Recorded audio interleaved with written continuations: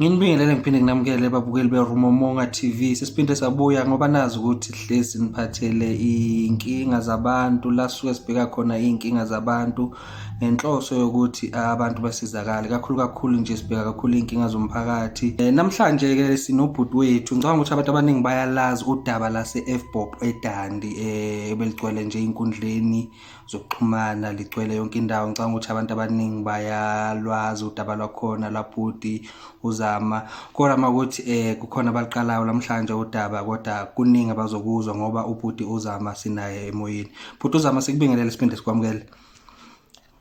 Ngiyabingelela namfuthi balaleli ngibingelele nakuba Rumomonga Media. Igama lami uzama Mngomezulu, abaningi bangazi ngoba bakantando ku TikTok. Lana engaseculateisa khona ivideo mayelana nempatho yakwa F-BOB. Ngibingelele kini nonke, ngibingelele kwi-South Africa yonke. Ngiyabonga baba. Alright. Bhuti uzama udaba lakho silitholile nje ngoba ngeke saqala nasekuqaleni kodwa nje mhlambe siliqalela ukuthi imbangela yokuthi ugcine uxoshwa emsebenzini. Mhlambe nje mawungasithatha ngalelo langa lelo uLesihlanu lo kwalahleka ngawe imali.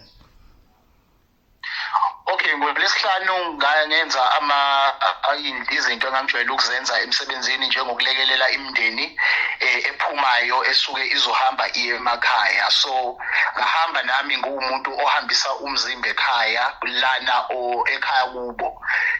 Ngafike ngawushiya ngabuya ngashiya imoto ngangena kwenye imoto ngagoduka ngaya ekhaya. Saturday ngavuka ngaya emsebenzini safike salayisha equipment sahamba sayongcwaba. Ngingcwaba naye umphathi ngalelo langa because umncwabo esaswenza wawu-require nama-family car. So umphathi uyasebenzisa ifamily imoto yakhe ukuthi ibe i-family car. So sasebenza saqeda sabuya sa-offloada i-equipment drive imoto lena engihamba ngayo ngabuyela endlini. Kwase kuthi on Monday, Sunday ngangasebenzi. Kwase kuthi on Monday kwadiscover ukuthi khona imali e-1.5 eshodayo kuyimali ye-banking. Then on Tuesday kwafika belay dictator test ngoba sasesibuziwe ukuthi imali siyayazi nisathi cha. Wonke umuntu wathi cha. So kwasabuza ukuthi imali ilahleke nini, kwathiwa ilahleke on Friday ngabo 4:30. Ngathi mina ngo 4:30 ngangingekho emsebenzini ngase ngigodukile. So on Tuesday kwafika belay dictator test batesta basitesta sonke njengabasebenzi sasiba u3 abantu abathola lawo ma test. Then abayifeyila leyo test la dictator test saba babili kwaba yimina nalentombazane lena okuyiyona ebala imali lapha emsebenzini okuyiyona esebenza ephambili esebenza ngazi imali. Iyasho futhi intombazane ukuthi cha uzama imali akazaza ayithinde akaze uzama abe ngalana khona imali ngoba uzama wayengekho futhi nangalelo langa lelo ngibala imali on Friday. So okhiye besafe lana okubekwa khona imali abahlali basebenzi bahlala kuye umphathi webranch ngqo. Uma okhiye besafe behlala kuyena babe kuye all along babe kuye even ngisho sisebenza on Saturday manje siyathuka uma sikuthola ukuthi kunemali esishoda kwi-safe yayikhona enye imali but kwaba khona 1.5 owashoda. Lo 1.5 imali yakhona yakhishwa kwenye imali. Sengiveza ngakaze ngiveze kwivideo ku TikTok. Kukhona imali eyayikhona vele kwi-safe but kwakhishwa u1.5 kwenye yayo leyo mali leyo. So yahamba ke imali ukuthi yo bank kwamafika ebank discover ukuthi imali yashoda ngo1.5. Sase senziwa ke la dictator kwase kuthiwa sifeyilile thina then bazositshela ilanga lecala esizoza ngalo. So we are suspended. Sasuspendwa ke ngaleyo Tuesday sabuyela ngeTuesday elandelayo. So sasuspendwa 1 full week. Sasibuyela the full Tuesday elandelayo.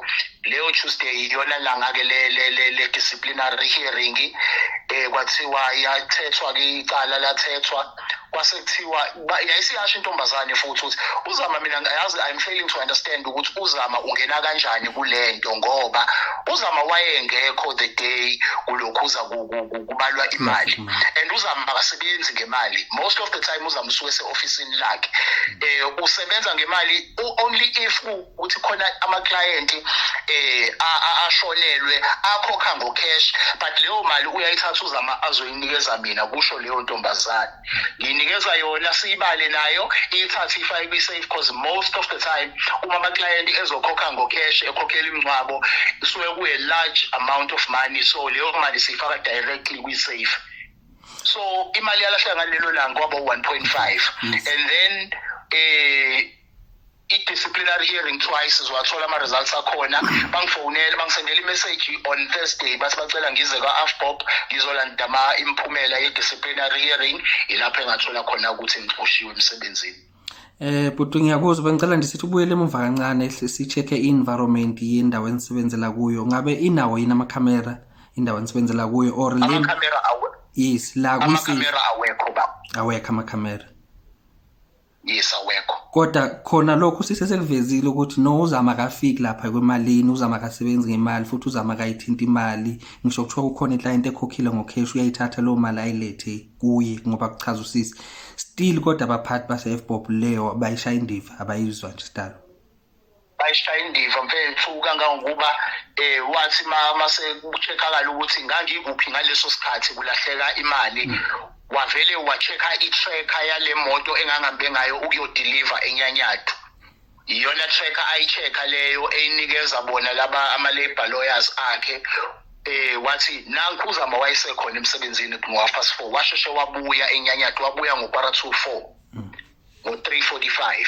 Okay, imoto yayisipakile ka-AFBOP ngo-3:45. Akayicheck lena engangigoduka ngayo ngoba ngathi ngifika mina ngiqedanga ngisho 15 minutes ngathatha lenye imoto ngadriver ngabuya ngoba kukhona odriver baseklopho njengoba ngingachaza nakwi-video ababezolala la endlini. So ngangiphuthumela ukubuya ngizobalungisela indawo abazolala kuyona. So leyo moto le angithi ukuwaveza ukuthi nithe manifika nibuya ukuyongcwaba nehlisa equipment le nisebenza ngayo then wasewathatha imoto wahamba wayendlini. Le moto leyo isebenzisile usuke emsebenzini usuye endlini akazange ayicheck i-tracker yakhona? Akaze ayicheck i-tracker yakhona, yes. Kushuthi singasho nje ukuthi ubulungiswa la akazange abenze umphathi. Bengicela nje lesibheke akaze abenze ubulungiswa mfethu. Bengicela sibheke indaba ukuthi nike nathi ukuphambana nomphathi phambilini ngendaba yenye case, kodwa ngicela ukuthi singamvizi ukuthi kwakuyicase kabani leyo, then wena wala ukutestifya kuleyo case leyo. Uthena a few weeks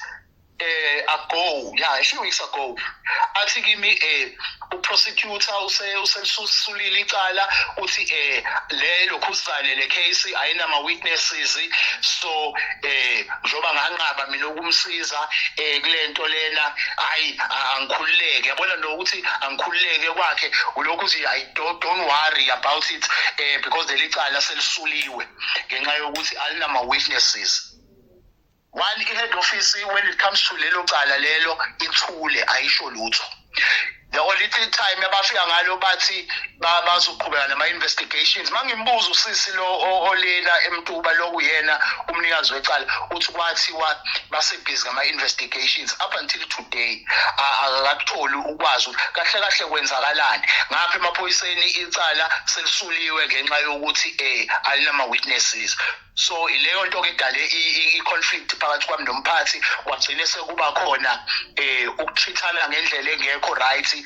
Kangangokuba wafika nje ofisini ngeMonday lena okwalahleka ngayimali wafika nje office wazongishawutha phambi kweclient. Lelo client la ifaka icase head office lathi alikaze libone into enjena umsebenzi ezothethiswa eoffice ebusy nami ngiyiclient ngoba lo siswazwa ngiforwardela ngishilo khuzana i-email ayithumelile head office naleyo email futhi kwathuleka kanjalo. So nje bafethu angifuni uqamba manga I can say this again sihlukumezekile.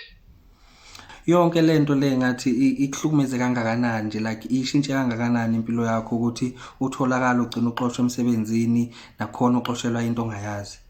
So mfethu angifuni uqamba manga lento iyangilimaza kakhulu mfethu. Angifuni ukukhulumela abanye abantu uzoyikhulumela mina. Iyangilimaza kakhulu mfethu. Manje kumanje angiphumi ngisho la endlini I'm always indoors ngoba mfethu angazi noma ngizothi ngine-stress yini but ngiphethwe ikhanda as we speak.